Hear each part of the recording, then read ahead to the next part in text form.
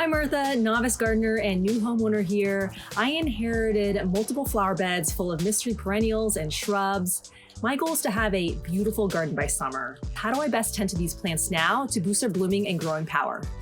Cutting back your overgrown or leggy shrubs can reinvigorate them, make them look much more beautiful. I have found that sharp clippers work very, very well. If you have lots of muscle power, they really do clip very cleanly.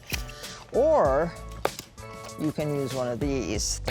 You can just easily trim and prune, and it looks just as if you clipped it by hand with those other clippers. Don't forget, a boost of fertilizer like Miracle-Gro water-soluble all-purpose plant food after pruning will give shrubs the nutrients needed for new growth. This is going to look really good in a very short period of time.